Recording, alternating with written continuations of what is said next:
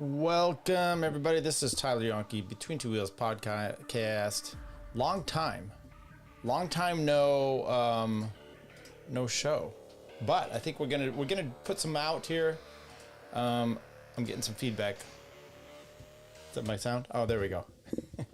Welcome, everybody. We're going to do a quick recap today. I know I'm like every time I'm like, and we're gonna do a daily show, which I've done before. It's just I'm busy. I'm really busy with stuff. But we're about ready to get into the Giro, the exciting stuff for this 2025 Giro d'Italia, where we are going to have some exciting stuff take place. So I thought we would at least recap. We did stages 1 through 4. We'll at least give a breakdown of the next few stages. Let's see if we're over on Rumble. I don't see that it's happening over there. Still trying to figure all this shit out where we had. So maybe we'll give a breakdown of where we were the last time we saw anything. We had stages 1 through 5. Going into stage 5, we had a sprint stage, and here we exactly had it. I'm not going to break down all these, so I'm going to wait and do basically stage 10 and 11, which the gravel and time trial today. But this one had some interesting parts of it, which is Caden Groves comes out here with the win over Milan Fertan. Paul Magnier of the Sodal Quick Step team comes in third place. Olaf Koy is up there, Sam Bennett, and Caden Groves smoked everybody at the finish. I don't know if we can actually see here. There's the finish photo. It's not even close. These other guys are throwing the bike. They're like way back there still. But good job for Magnier, who's a young buck. And going into there, what was the GC? Mads Pedersen. So Mads Pedersen still had the lead going into there on through stages 6 into Napoli. Stage 7. A little bit more of an. I said, okay, we've at least got this one. It's got some climbing in it, at least a Cat 1. It'll be an interesting scenario to see how things play out. And you did, as always, you expect. There was a breakaway in the works. They caught the breakaway, and then UAE goes to work, and Ayuso ends up with the stage win. But with this, you're like, oh, did Roglic have some trouble? No, going into the last little pitch there, Roglic got ridden off the wheel. He was in a bad position. Now, he doesn't have the teammates that UAE does, as an example. I mean, he's got Danny Martinez. Was Danny the top 3 last year in the Giro? Yeah, I believe he was. But he's not riding the same. He's been injured. Jai Hindley's no longer in the race for him as well. And then Tratnik is having some knee issues, so he's really down some riders. Pelazzotti, is that the guy's name that's actually giving him some help? He's not getting it. The point is, he wasn't in good position. He did work his way back up. Juan Ayuso ends up getting a time bonus and a 4-second gap over Del Toro, Egan Bernal, who's making a resurgence, and Primož Roglic. But I don't think Roglic, one, needs to be in the best shape or in the best form going into until the last week when you were going to have some stuff. So at this point, just hang on, hope your team is there, let UAE control everything. That's exactly what you had. And at the end of the day, Roglic, though, goes into the pink jersey,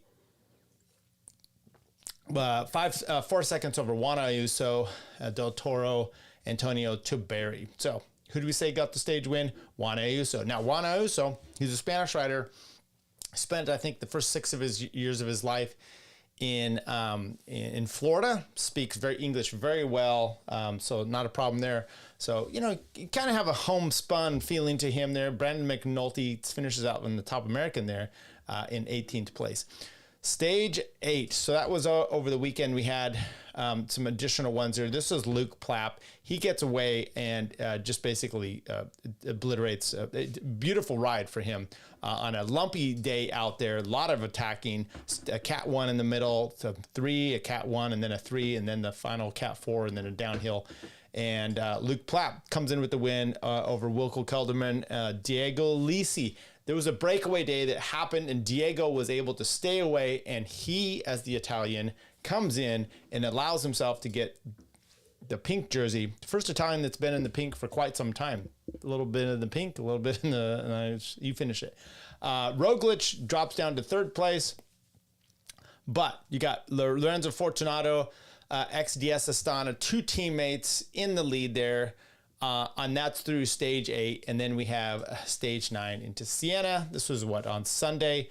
This was the gravel stage. Okay. So, This was stage 9. What's happened to stage 8? We've got stage 8. Okay, I guess did we finish them all? Stage 7. Did I miss one in here? Ayuso. Okay, I guess we got it. Napoli. So there you go. Groves, Ayuso, Plapp, and then coming in here, stage 9. That's the one that basically is your Strada Bianca stage. And we're going to look at some highlights for that one, walk ourselves through it, and be able to basically get a little breakdown of how we felt this thing went. You had, Del Taco, Taco Vanderhorn out there getting in a break.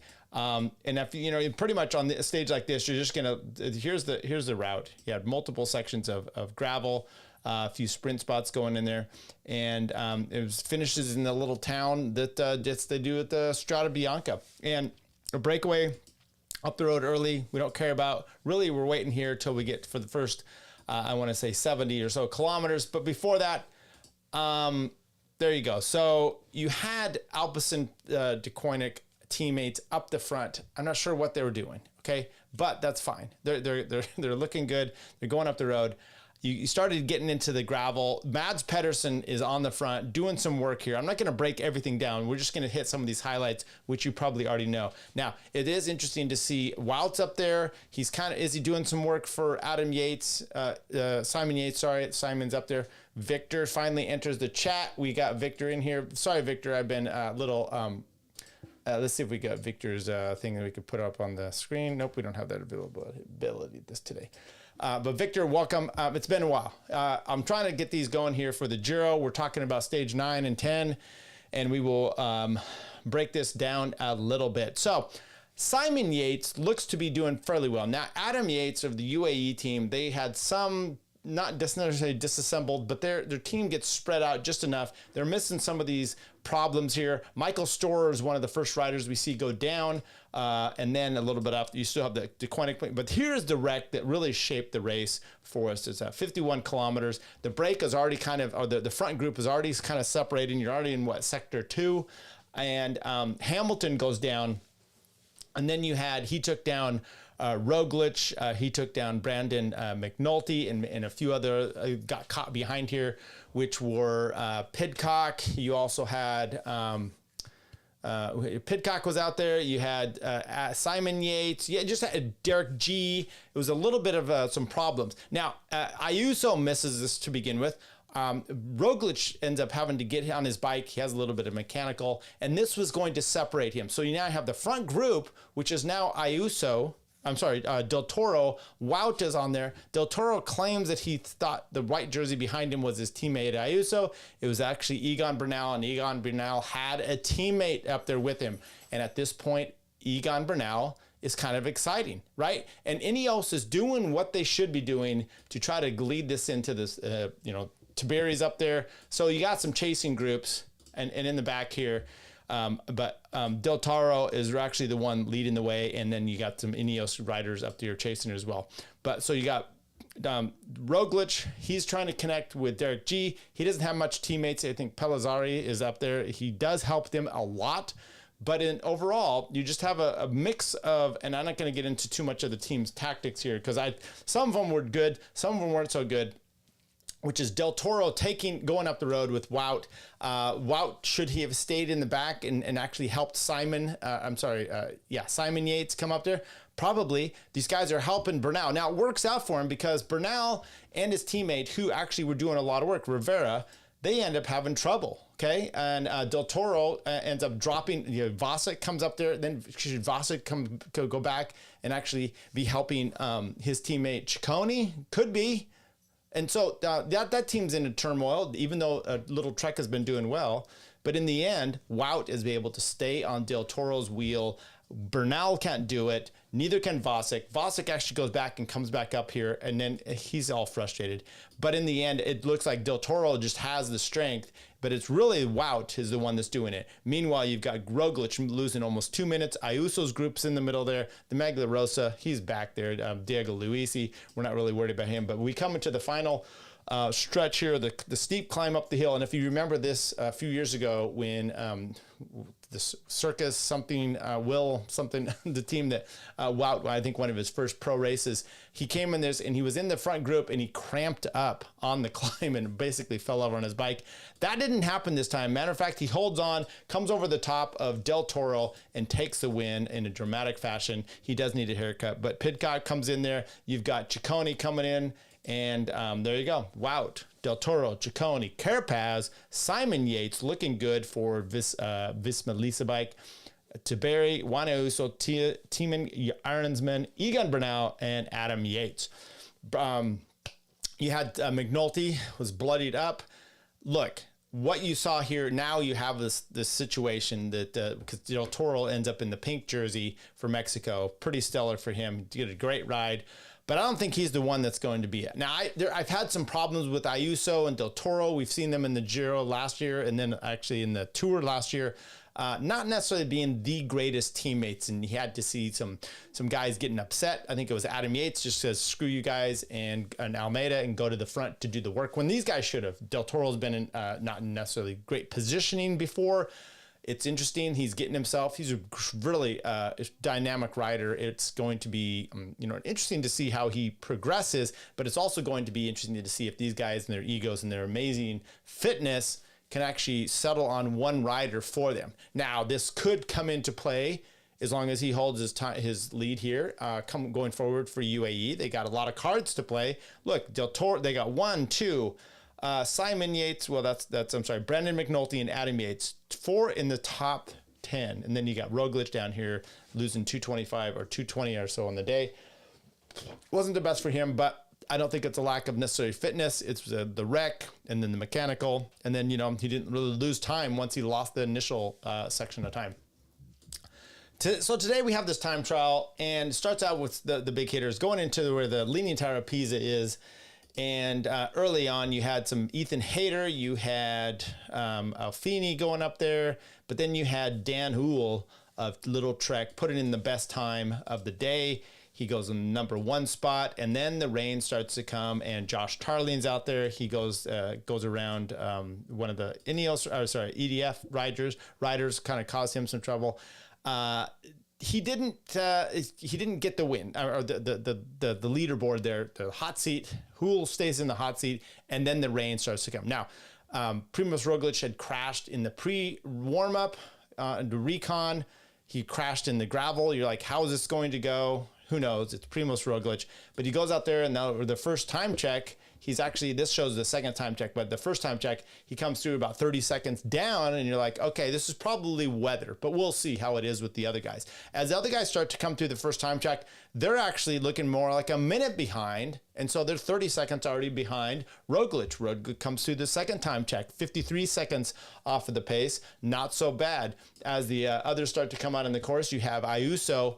Remember, he's in second place. Then you have Del Toro's in first place. Ayuso starts to, he's a little bit behind, and then he starts to take advantage and creep up on Roglic. He actually goes 20-some seconds in the green. Then he drops back to like 15 seconds. You're like, what's going on?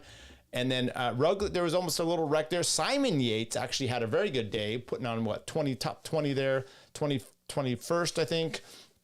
Minute 43 down in the end. That's really not bad at all, because at the end, I think, what did we say? Let's see with Roglic. Roglic comes into like at 1:15, so you lose like maybe 30 seconds. Simon Yates there.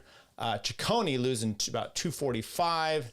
Tiberi loses a bunch of time as well. Didn't expect too much out of him. Ayuso has a little tough time around the corners, but he ends up, like I said, he was ahead of Roglic, and then in the end, he ends up losing about 15 seconds from him.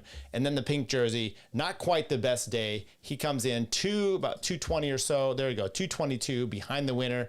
And remember, that was about almost a minute to Roglic. So Roglic, the best of the GC riders, Uhl comes in with the win. Josh Tarling, you don't even have any of the GC riders here on the front page. Jay Vine had a mechanical. He had to get a new bike. But actually, as far as the GC riders go, let's see, there's the GC. They don't show it here, but actually of them, the one that did all of them did the best was Derek G. Derek G, he went a little earlier. That might have helped him as well. But he actually gets a few seconds over Roglic on one of the better times. Del Toro ends up holding on to the pink jersey, but only 25 seconds to Ayuso. Tiberi is in third place now. Simon Yates moves up to fourth. It actually looking very good, just 2 seconds off of third. Primoz Roglic jumps all the way from 10th to 5th place, only 118 out, and basically, but Roglic. Whoops, so we're looking at that. But basically, 40 some seconds or so. Ayuso, who's the one you're probably looking most there? Adam Yates, not looking as good, but he it's 206. Ciccone, Carapaz, and Ironsman leading out the top 10 for these guys. Now we should probably take a look here and see. There we go. So let's take a look at tomorrow's stage. This could be a barn burner because now you've got these riders that need to be separated, which is the riders there for UAE. Okay, you got Adam Yates in the top 10. I think McNulty dropped out because he had a bad time, and he's a national time trial champion for the Americans, which could say it's kind of like Bernal being the national time trial champion of Colombia. Could be, but actually. Brandon McNulty's a solid, he's one time trial. So he's a little more esteem, at least for him. He just did not have a good day. I think it was the wreck and the weather. And he's probably just like, I'm not going to be the person anyway. But it will be interesting to see what happens tomorrow. And if UAE is dead set on trying to control things. This race here, it doesn't necessarily look like a GC day, but it could be. You never know about the weather. They put some pressure early on with this big climb here. This whole race is 186 kilometers. This is halfway through the big Cat 1. Could really clean things out. And then you got a Cat 2 and a Cat 2. You never know what's going to happen on that. That will be for Wednesday. Then we're going to have a Thursday. It's got some lumps and then some stuff coming down there. Maybe that's another sprint day for Mads Pedersen. And then you start to go looking for the weekend. You're actually going to have a Cat 4 finish up here in Vicenza. Treviso to Nova Gorica. There's another choppy, but not enough to really start separating us. And then, look, we're way deep into week 3 before we finally get some climbs here. And then we're going to finally start getting those. So it's going to be hunt and hope and just kind of wait and see what happens. And then we get those. So tomorrow, will I be able to do a show? I'm not sure about tomorrow. Probably will be able to do on Thursday. And we'll be a little bit more up on top of this. I appreciate Victor coming in here. Victor, appreciate it. And we will see you hopefully then in a few days. And who's your pick? Who's your pick to win? You got your battle here with UAE, Ayuso. I think Ayuso's looking better than Del Toro. That's going to be your thing because we haven't really seen what Del Toro can do in the 3-week race as far as how he can hold on. You've got Adam Yates. I don't know. We'll see if he comes good in the 3rd week. Some of these guys might have their eye on the Tour de France as well. Roglic is your man to beat. Okay. But I will be very interested to see what Simon Yates might be able to do, being 4th place there, a minute 3 out. Thanks for live streaming. You're welcome, Victor. Thanks for coming in here. And Simon Yates being a minute 3 out. He's got a little bit of time still on Roglic, and you never know what he can do. And I will be very interested to see, and I'm kind of pulling for him, but he just doesn't have the team to support him. Neither does Roglic. So it's going to be a little bit of a solo, but sometimes if you're strong enough, it doesn't matter. And if sometimes those other teams are so stacked, you can use them for your own self. But man, if UAE wants to start attacking and they've got 2 guys up there, you've got to follow one or let them go. You've got to start doing it. Anyway, see you guys tomorrow. Now he goes on the offensive, he goes on the attack over the top of this final climb, and nobody at the moment can go with him. He had 75 kilometres to go, and now under the Flamme Rouge, and there he is, still the virtual Malia Rosa on the road. Who'd have thought it at the start of today? But Chris